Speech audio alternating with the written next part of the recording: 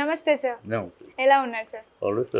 Dancer Janu లిరి గురించి చూసుకుంటే ఒకరోజు ఆమె సోషల్ మీడియాలో ఒక పోస్ట్ పెట్టింది ఎమోషనల్గా, నన్నే ఎందుకు టార్గెట్ చేస్తున్నారు, నన్నే ఎందుకు ట్రోల్ చేస్తున్నారు. మళ్ళీ ఆ వెంటనే ఒక నా పెళ్లితో మీకు ఏం ప్రాబ్లం, నేను పెళ్లి చేసుకుంటా అనే ఒక స్టేట్మెంట్ తోని వీడియో పెట్టింది. సో దీన్ని ఎట్లా చూడాలి?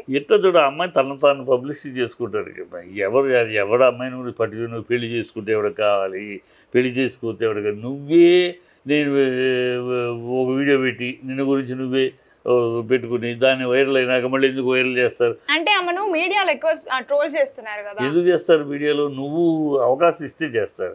అలాగే పని నువ్వెవరో నువ్వేనా పెద్ద సెలబ్రిటీవా, లేకపోతే ఏంటి ఇంటి గురించి ట్రోల్ చేయడం?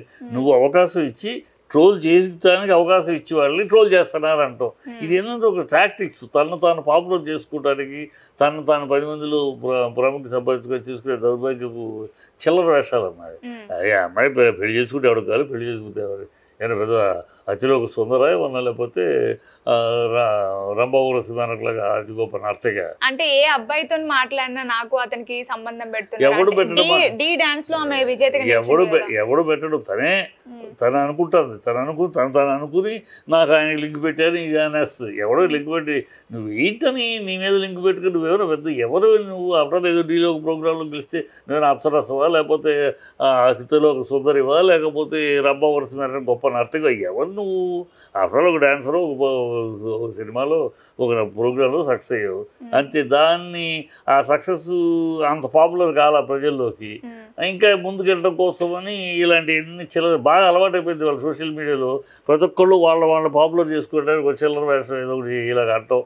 నన్ను వాళ్ళు ఎవరో అన్నారు అని, ఎవరు అన్నారో లేదో, అన్నవాడు ఎవరు చెప్పాను, అన్నారని ట్రోల్ చేసి, ఎవరు చేస్తున్నారు చెప్పని ట్రోల్ చేస్తుంది, ఎవరని చెప్పాను ఒక వీడియో చూపించమని, చేస్తున్నారు అని వీళ్ళే చెప్పేయటం.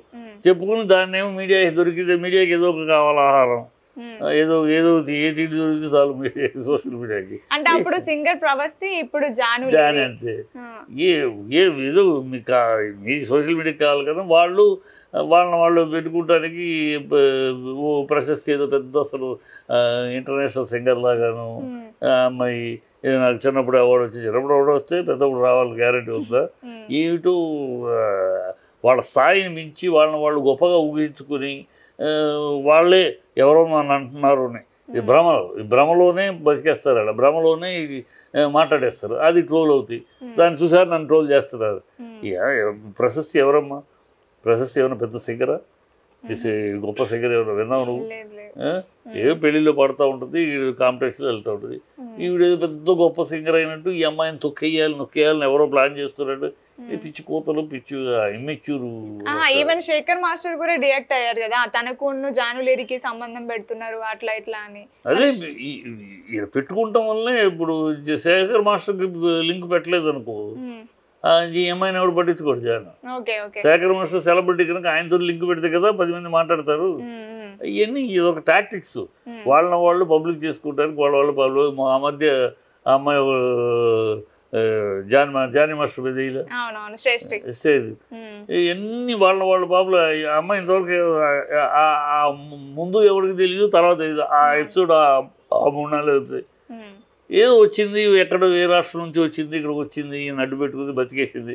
ఈ తర్వాత మళ్ళీ ఏదో తన పెద్ద గొప్ప చేసేసుకోవాలి, పెద్ద స్టార్ చేసేసుకోవాలి ప్లాన్ చేసుకుని మొలకొచ్చింది. ఎవరు పట్టించుకోరు వీళ్ళంటే.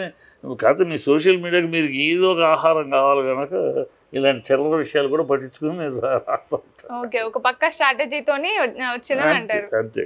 Okay sir, thank you sir.